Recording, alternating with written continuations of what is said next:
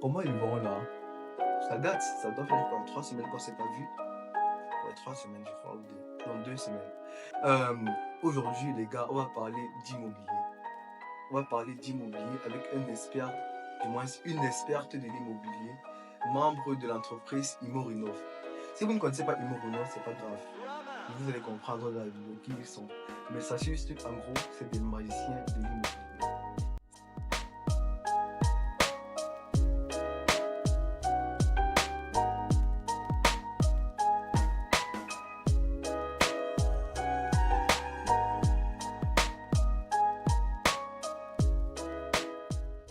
C'est littéralement des magiciens de l'immobilier. Et les gars, restez jusqu'à la fin de la vidéo, parce qu'à la fin de la vidéo, elle va m'expliquer à moi, pour mon cas, et j'imagine pour le cas de beaucoup d'entre vous, comment acquérir son premier bien. Que ce soit les procédures au niveau de la banque, que ce soit les procédures avec les notaires, etc.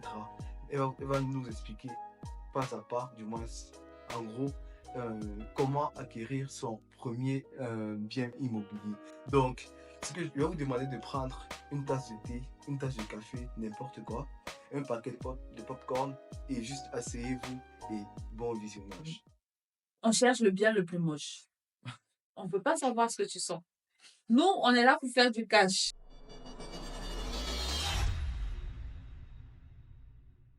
Salut à vous, j'espère que vous allez bien. Aujourd'hui, j'ai mis ma cravate noire, la cravate de grandes occasions, parce que on reçoit un expert de l'immobilier, un entretien exclusif. Salut Junie, peux-tu te Bonjour, présenter pour ceux qui Yvan. nous regardent? Oui, avant de me présenter, je tiens à te remercier pour l'opportunité que tu C'est me moi, c'est donnes. moi qui te dis merci. L'opportunité que tu me donnes d'être ici aujourd'hui. Alors, je suis Junie Yagou, Oui, cofondateur de Imorénov. oui. Donc, aujourd'hui, je te reçois d'ailleurs dans un de nos appartements que nous sommes en train de rénover pour un de nos clients. Ça C'est un appartement dans lequel on a fait fait pas mal de vraiment un travaux. rafraîchissement, oui. On a refait la cuisine, la salle de bain, les Je toilettes. vois les murs, la peinture était refaite Oui, et on a, tout. on a vraiment tout refait. Donc, Ok. on est en plein dans un chantier. Ok. Tu m'as dit, tu nous parles aujourd'hui au compte de Imorinov. Déjà, c'est Oui. quoi Imorinov exactement? Imorinov, c'est. Alors, nous sommes spécialisés dans la rénovation et l'investissement immobilier clé en main en Île-de-France. Oui, Donc, notre ambition, c'est d'accompagner des personnes qui souhaitent se lancer dans l'immobilier, oui. mais qui ne savent pas par où commencer, mais aussi des personnes qui souhaitent se lancer, qui connaissent un peu l'immobilier, mais qui n'ont pas forcément le temps. Ok, super. Donc, du coup, concrètement, qu'est-ce que fait Imorinov? Qu'est-ce que vous Oui, faites concrètement avec les clients? oui. Alors, concrètement, ce qu'on fait, c'est qu'on travaille, euh, on a plusieurs étapes dans le processus d'accompagnement des clients. Premièrement, on reçoit les clients en entretien individuel. Donc, l'entretien individuel va nous permettre de dresser un profil, le profil du client, de connaître ses attentes, ce qu'il veut, ses besoins, comment est-ce qu'il se projette dans l'immobilier. Est-ce qu'il veut acheter sa résidence principale? Est-ce qu'il veut plutôt des investissements locatifs? Est-ce qu'il veut devenir un rentier dans l'immobilier? Ou alors est-ce que l'immobilier, c'est vraiment juste histoire de mettre un peu d'argent de côté? Ok, Donc, je ça nous vois. permet de dresser un profil. Oui. Et sur la base de ce profil-là, on enchaîne avec la deuxième étape qui va nous permettre de trouver le bien, Ok. qui est Adapté adapté au profil. au profil. Donc, encore là, pour trouver le bien, on ne va pas aller se lancer dans la recherche de biens comme ça, comme une personne lambda. Là encore, on a des partenaires avec qui on travaille. Donc, ces partenaires-là, c'est un réseau d'agences, des foncières. Donc, ce sont des personnes, des fonds d'investissement qui achètent et revendent des immeubles. Oui. Donc, ces personnes-là n'ont pas de temps à perdre. Donc, quand dans un immeuble, ils ont 10 appartements à mettre en vente, ils nous appellent, ils nous disent est-ce que vous avez des clients qui sont intéressés par ces immeubles, par ces appartements-là. Bon. Dans notre panel de prospects, si on a des clients qui pourraient être intéressés, on leur propose ces appartements. Et en fait, c'est quoi l'avantage d'avoir ce réseau? C'est d'avoir accès à des appartements en avant-première. Bon, c'est Avant un peu qu'ils n'aillent une sur le marché. exclusivité, quoi. C'est Vous avez ça. l'exclusivité. C'est ça. Avant que les appartements ne tombent sur Marché, là. le marché public, par exemple, si un bien doit être mis en vente le lundi, le samedi, on reçoit l'appel de l'agent immobilier qui nous dit, voilà, j'ai tel nombre de biens que je vais mettre en vente lundi. Est-ce que vous serez intéressé? Et en avant-première, on peut se positionner sur le bien ou pas. Wow. Donc ça nous permet de trouver de très très bonnes affaires pour nos clients. Et une fois qu'on a trouvé l'affaire, on négocie le prix. Donc c'est ça la prochaine étape.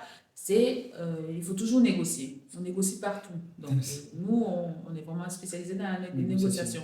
On a des méthodes qui nous permettent de négocier le prix. On pourra en parler après, comment trouver une bonne affaire. Mais on a des méthodes qui nous permettent de vraiment acheter au bon prix. Et une fois qu'on est sûr qu'on a acheté ton bien au bon prix, on va constituer, on va te faire un dossier qui va nous permettre de t'accompagner chez le notaire pour la signature du compromis. Donc, la première étape avant d'aller chez le banquier, c'est d'aller faire le compromis chez le notaire. Oui. Donc, on a un notaire avec lequel on travaille qui défend vraiment nos intérêts. Donc, l'intérêt d'avoir un notaire comme partenaire, c'est qu'il va à la fois défendre les intérêts de Immo et par ricochet les intérêts des clients de Immo. Donc, on s'est vraiment rendu compte de l'importance d'avoir un tel partenaire dans notre carnet d'adresse. On a eu un quiproquo, si je peux dire ça ainsi, sur un bien à Saint-Cloud. Je connais Saint-Cloud, c'est une très belle ville. On s'était positionné là-bas sur un studio pour un de nos clients, Sur l'annonce, c'était écrit 17 mètres carrés. Donc, le bien, il était annoncé à 17 mètres carrés. Quand tu as une annonce à 17 mètres carrés, tu fais une offre d'achat au vendeur qui accepte l'offre d'achat.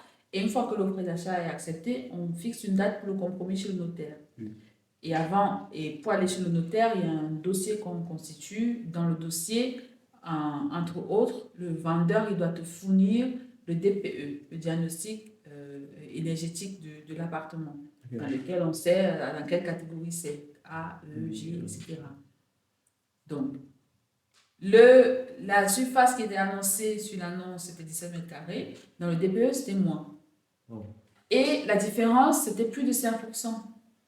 Et il faut savoir que quand la différence est plus de 5%, tu peux renégocier le prix à la baisse. Et le notaire, il a attiré notre attention à ce niveau-là. Ça veut dire que si on n'est pas un notaire, vous ne serez même pas rendu compte de... C'était impossible. C'est ça. Parce qu'on n'a pas cette connaissance-là, on n'a pas ce recul-là. Enfin, je veux dire, moi, personnellement, je n'ai jamais lu de DPE. Je ne sais même pas ce qui est écrit dessus. Je ne savais même pas qu'on mettait la surface sur le DPE. C'est le notaire qui nous a dit, faites attention, ils nous ont vendu 16 mètres carrés, sur le DPE, c'est moins. Et la différence, elle est plus de 5%, donc il faut qu'on renégocie le prix à la baisse. Et c'est ce qu'on a fait. Le vendeur n'était pas content, mais on a pu le faire parce qu'on était accompagné, on avait un notaire qui faisait vraiment l'intermédiaire avec les vendeurs. Oh, super ça. C'est super. Et après, une fois qu'on a fait le compromis chez le vendeur, le compromis nous permet d'aller à la banque.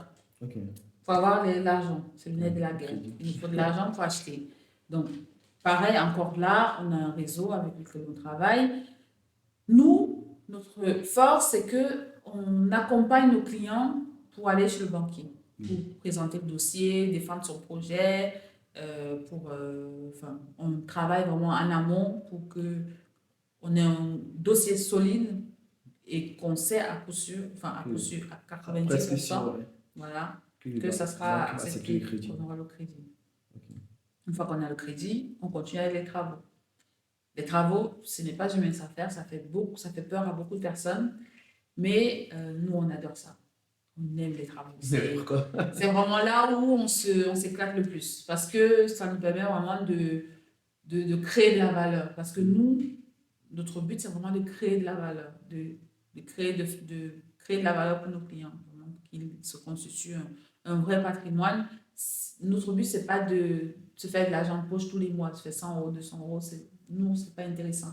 Nous, ce qu'on veut, c'est prendre un bien, le rénover, lui rajouter de la valeur pour que quand on le revend 5 ans plus tard, on sorte là avec 20 000, 10 000, 30 000, 40 000, 50 000, en fonction de la localisation. Super. On fait les travaux, après on t'accompagne pour le locataire, pour le premier locataire. On t'accompagne pour tout ce qui est aspects fiscaux, déclaration, premier bilan, comptable, première déclaration d'activité, de début d'activité. Euh, c'est très difficile à faire et c'est très chiant. Donc, nous, on a un cabinet qui le fait Oui. et avec lequel on travaille. Donc, Oui. tous nos clients, on travaille avec ce cabinet-là. On peut aussi vous recommander d'autres cabinets, mais c'est un Le cabinet qu'on préférable, connaît, voilà, avec lequel on travaille. Et vu que c'est des choses qu'on a déjà fait, donc on t'accompagne pour monter des dossiers, pour anticiper les choses. Et la toute fin, la dernière étape, c'est la vente. Donc, on fait aussi ça, on t'accompagne pour la vente. Donc, on est vraiment présent à toutes les étapes du processus. C'est pour ça qu'on parle de clé en main. C'est que à partir du moment où tu signes chez nous, Oui. euh, même si tu n'as pas envie de t'en occuper, tu te dis, bon, c'est pas grave, on fait tout. Là, c'est... Ok, vous avez dit tout à l'heure que, tu as dit tout à l'heure que Imorinov, vous vous êtes spécialisé dans les biens, dans les conditions, dans l'accompagnement des clients qui veulent des biens en Île-de-France. Oui, Pourquoi seulement en Île-de-France, alors que votre service il est tellement intéressant et pourrait probablement intéresser des personnes qui vivent à Lyon, par exemple, ou bien à Rennes? Pourquoi oui. spécialement la région parisienne, en fait? Alors, c'est simple, parce que c'est un marché qu'on connaît. C'est Oui, un marché sur lequel on a nos actifs. C'est un marché qu'on a éprouvé, sur lequel on est fort. Nos partenaires, on travaille avec eux sur ce marché-là, ils connaissent. oui. Notre expertise, elle est vraiment sur ce marché-là. Et aussi parce que c'est la première région économique d'Europe. Donc, c'est là où tout se passe. Wow, super. Super. Donc, du coup, comment êtes-vous arrivé à créer cette société-là? Qu'est-ce qui a fait que vous créez Imorinov? Oui, Ça vient d'une frustration personnelle ou bien ça oui. vient de... Oui, Pouvez-vous alors, m'expliquer? la jeunesse, on n'a pas, enfin, on n'était pas parti dans l'idée de créer une société. Oui, On n'avait pas, c'était pas notre but premier de créer une société. C'est parce qu'on s'est rendu compte qu'il y avait ce besoin-là. oui, Il y avait ce besoin, il y avait ce manque parce que nous aussi, on a été confrontés à cela. Je te raconte notre histoire. En fait, on oui, a commencé à se lancer dans l'immobilier. On était en 2011 quand on oui. décide que voilà, on D'acheter travaille, un c'est le moment appartement. d'acheter quelque chose chez nous. On partait sur une résidence principale, un appartement où on allait vivre, on n'était que deux. Donc on a jeté notre dévolu. Il y avait un programme Next City à ce moment-là qui faisait dans du neuf à Corbeil-Essonnes. Ok. Donc Corbeil-Essonnes, ça nous semblait être une ville familiale, sympa. On s'est dit, bon, pourquoi pas. On s'est positionné, on a acheté sur plan. Quand tu achètes sur le neuf, dans le neuf, tu achètes sur plan. On a acheté sur plan et ils ont fait les travaux, ils ont construit et on a été livré en octobre 2012. Donc, nous sommes allés habiter dans l'appartement et très vite, on s'est rendu compte, en discutant avec les personnes qui étaient autour de nous, on s'est rendu compte qu'on avait très très mal acheté. Qu'on avait acheté très très cher pour le prix dans le secteur. Parce que Ouais. quand tu marches en ville, hein, c'est pas sorcier, quand tu marches en ville, tu vois dans les agences immobilières, ils mettent souvent des prix des maisons sur les vitrines. Tu vois le prix auquel se vend ta maison, que ça fait pas un an que tu as acheté, il se vend 10% moins cher, tu te dis, mais Tu te poses la question. Oui. voilà, je me suis trompée en fait. Tu vois. Et là, on se dit, il faut qu'on se débarrasse de ce bien parce qu'on va le traîner comme un boulet. Parce que plus le temps passe, plus ça nous coûte de l'argent et moins on va s'en sortir. Donc, il faut qu'on se débarrasse. À partir du moment où on a décidé de le mettre en vente, euh, on, on ne trouvait pas d'acheteur Oh. parce que il nous restait une certaine somme à rembourser à la banque Oui. et on essayait d'obtenir à peu près le prix qui nous C'est pas le permettrait de remboursement. rembourser. Sauf que la réalité était tout autre. C'est que sur le marché, le bien, il valait moins. Wow. Donc, on ne trouvait pas d'acheteur, même si l'appartement, il était très beau, mais le fait qu'il soit à Corbeil, dans la rue où on était, Ça dévalue le bien, quoi. c'est ça, on n'arrivait pas à vendre. Donc, pour te donner des chiffres, on a acheté à 168 000, Oui. si ma mémoire est bonne. Au moment où on a voulu vendre, il nous restait, je crois, 140, 138 000 à peu près, un peu moins de 140 40 000. 000 à rembourser à la banque. On a pu le vendre à 140 000, tout frais compris. Oui. Tu t'enlèves les frais de notaire, tu arrives à 130 000. Donc, il a fallu qu'on complète de l'argent de notre De votre poche poche pour pouvoir combler le le crédit. crédit, ouais, ça. Mais il fallait le faire. Il fallait se débarrasser de cet appartement pour repartir de zéro, Oui. pour assainir tes finances, repartir de zéro. On est parti de là, on est allé en location. On est allé dans un autre appartement, on s'est dit, bon, on va aller en location, ça va nous donner du temps de souffler, de voir venir.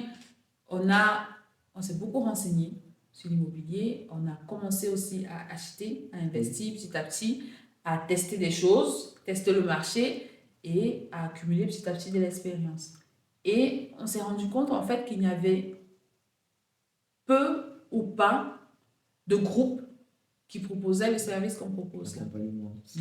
L'accompagnement, mais vraiment une personne qui va te tenir ta main, Oui. qui va te dire, pas l'accompagnement, il est derrière un écran, il te dit fais ça, fais ça, fais ça. Mais vraiment, on te tient la main, Oui. on te coach, on te dit, tu veux monter un dossier, fais-le comme ça, ne mets pas ça, écris ça, tu vois. C'est vraiment millimétré et c'est personnalisé. Wow, mais non, vous faites des accompagnements personnalisés pour des clients. Et ça, c'est très intéressant. Combien de clients avez-vous déjà accompagné ou bien accompagnez-vous encore actuellement? J'aimerais bien savoir. Oui, alors, deux choses. En 10 ans, Mhm. presque oui, ça va bientôt faire 10 ans, dans le cercle familial, Oui.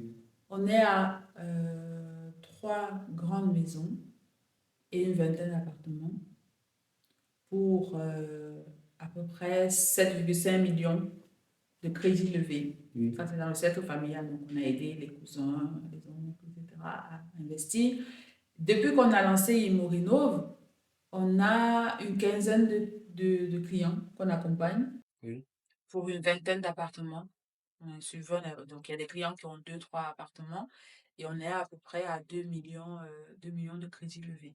Wow. Oui. Donc, les 2 millions, ce n'est pas le bénéfice de Imorinov, Ah oui. c'est C'est c'est le patrimoine immobilier futur de nos clients.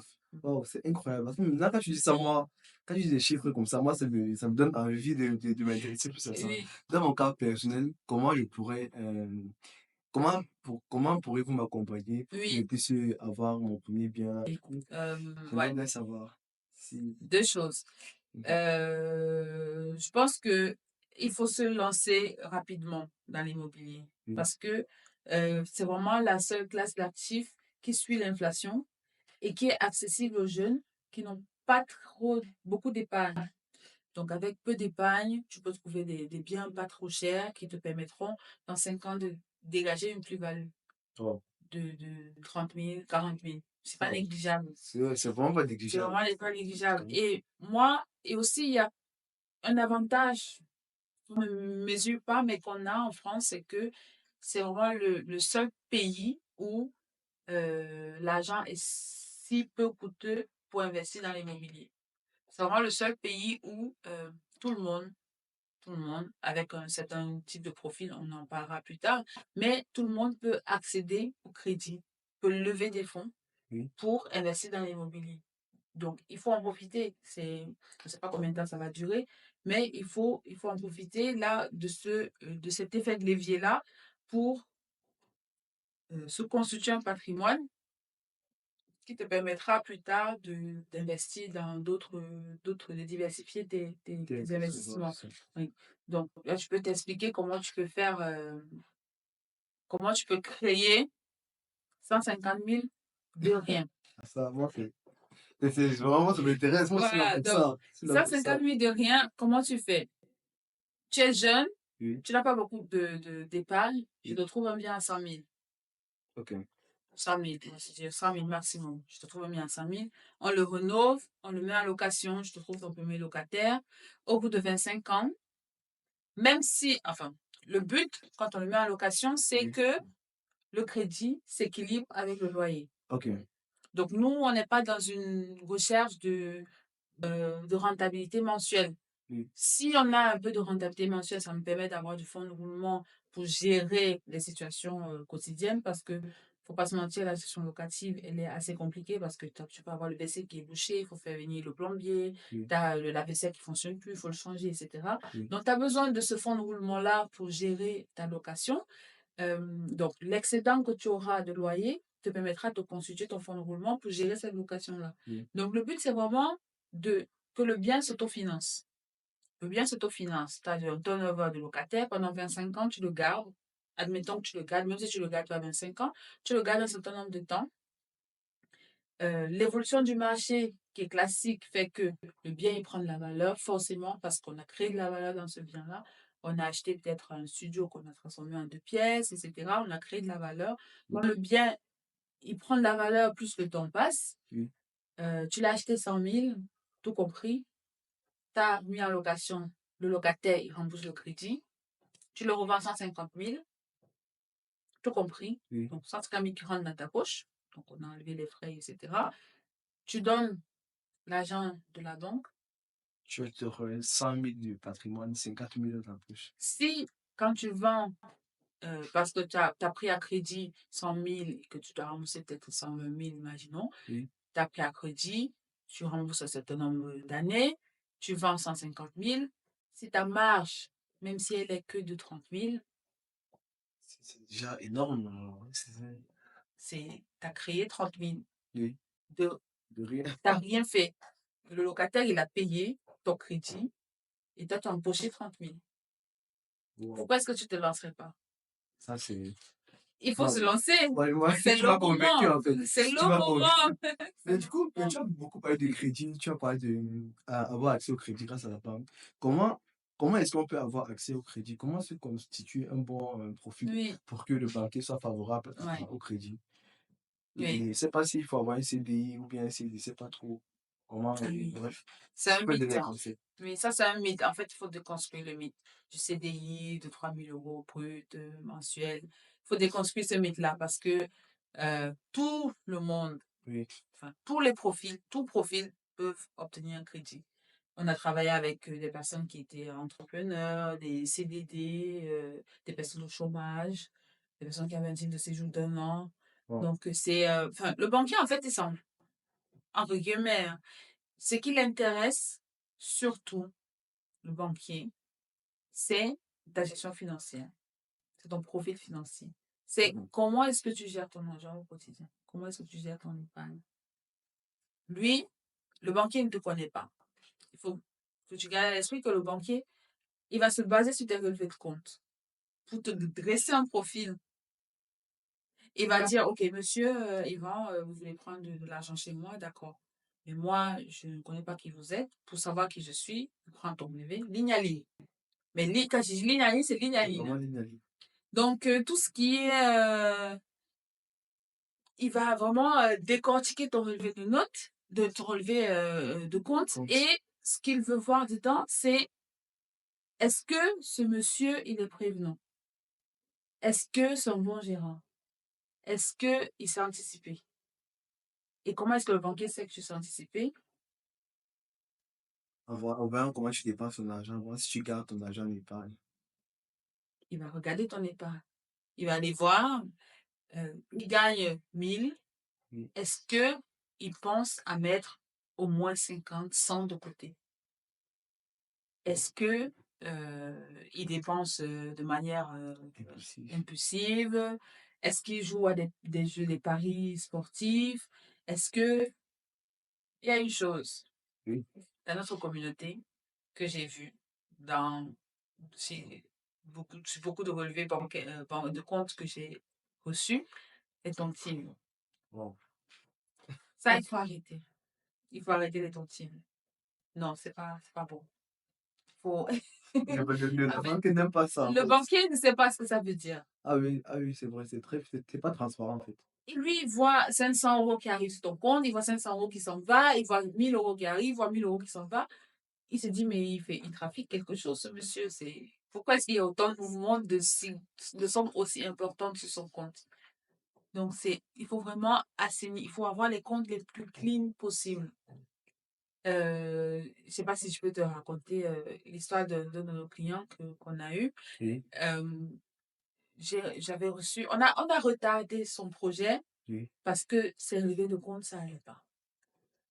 Parce que on reçoit tous les documents, on étudie, on passe vraiment des heures carrées à tout potasser. On fait des calls avec le client pour lui expliquer, voilà, ce qu'on va faire. On fait ensemble, on monte le dossier. Oui. Je reçois le relevé de compte. Il y a plein de lignes de Revolut, de PayPal, mais il y a plein d'entrées-sorties, entrées-sorties. Je me dis, non. Ça, si j'envoie ça au banquier, mais il va. Direct barre. C'est, Sinon, il ne lit même pas. Il ne lit même pas. Donc, j'ai appelé mon client, je lui ai dit, écoute, ton projet, on va devoir le retarder. Parce que, oui, parce que la priorité là, tout de suite là, c'est que tu me mettes de l'ordre dans tout ça. Parce que Oui. non, c'est pas possible. C'est Oui. pas possible. Si tu veux faire tes mouvements révolus, crée d'autres, fais à côté, trouve un autre moyen. Mais tout ce qui est banque en ligne, tout ça, le client, tu vois, les banques qui n'ont pas de physique, Oui, les, le Revolut. oui, les banques, elles n'aiment pas ça. Donc, là, on a pris 4-6 mois, on met bien ses comptes clean, bien carrés. À ce moment-là, on peut commencer un dossier. En fait, nous, on monte les dossiers, on va vraiment vers le banquier avec les dossiers, on est sûr que à 50%, à 80%, j'ai envie d'exagérer, le dossier sera accepté. Donc, Non. si tu as si tes comptes sont clean, tu as fait 50% du job. Après, ce que le banquier veut aussi voir, c'est que tu as une bonne affaire. Donc, il faut qu'il se rende compte dans ton dossier que Oui. le bien sur lequel tu es en train de vouloir te positionner, C'est une bonne c'est affaire. une bonne affaire. Du coup, comment on fait pour reconnaître une bonne affaire? Oui. Tu as posé toutes tes questions, les gars. Vous avez vraiment un entretien exclusif, donc écoutez bien. Comment reconnaître une bonne affaire? Donc, toi, tu as décidé que j'allais te livrer tous mes Non, tu as secrets. tout dit aujourd'hui. Tous mes secrets. Alors, la bonne affaire, qu'est-ce que je peux te dire? Alors, enfin, nous, pour trouver la bonne affaire, on a une méthode, Oui. ce qui est sur 2 axes. Le premier axe, c'est que on cherche le bien le plus moche. Mais Pour moi, vraiment, c'est le mieux. c'est le plus dégradé, le plus... Mais pourquoi, du coup? Plus c'est dégradé, plus ça nous plaît. Pourquoi? Parce que, en fait, c'est une annonce qui ne fait pas rêver, que personne ne veut.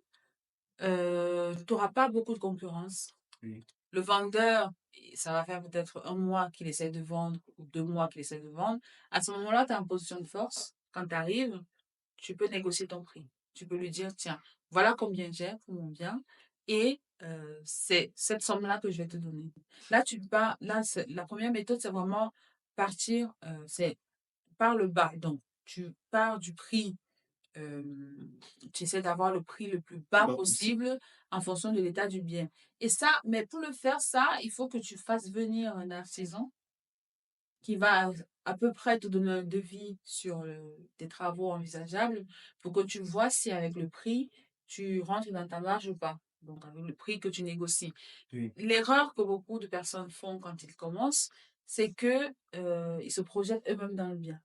C'est pour ça qu'il y a des biens où tu vas avoir des gens qui ne vont pas se positionner parce qu'ils vont se dire, ah non, il est trop sombre, non, il est trop, moche. voilà, il est trop moche, non, je sens pas ce bien, mais on ne peut pas savoir ce que tu sens. Nous, on est là pour faire du cash. Oui. Est-ce que ce bien a du potentiel, oui ou non? Ce bien a du potentiel. Pourquoi? Parce que, un, on va l'acheter à un très bon prix. Deux, on va lui donner de la valeur en le rénovant. Et trois, il est bien situé.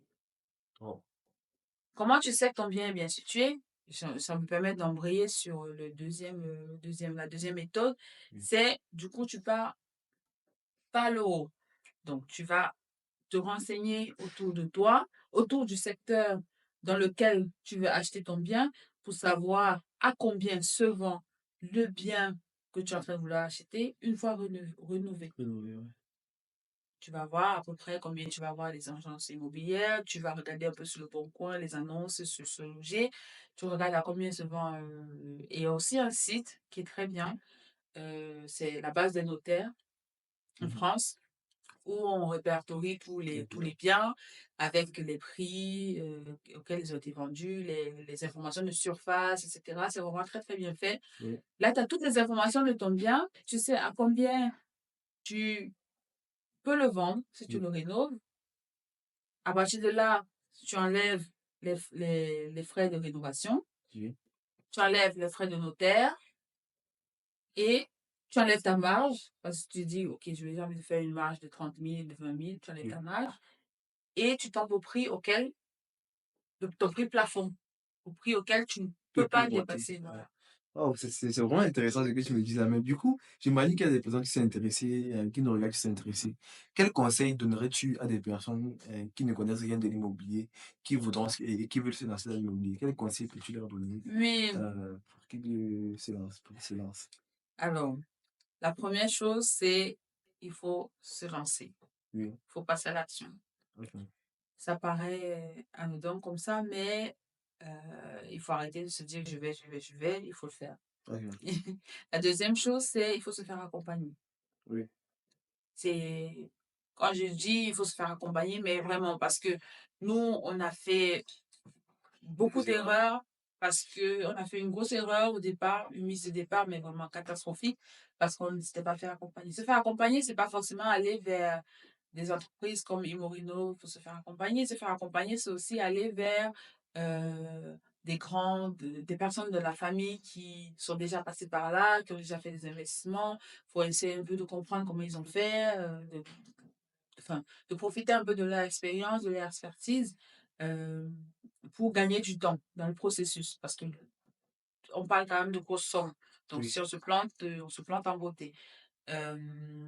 La troisième chose que je vais dire, c'est c'est très important, il faut assainir ses comptes.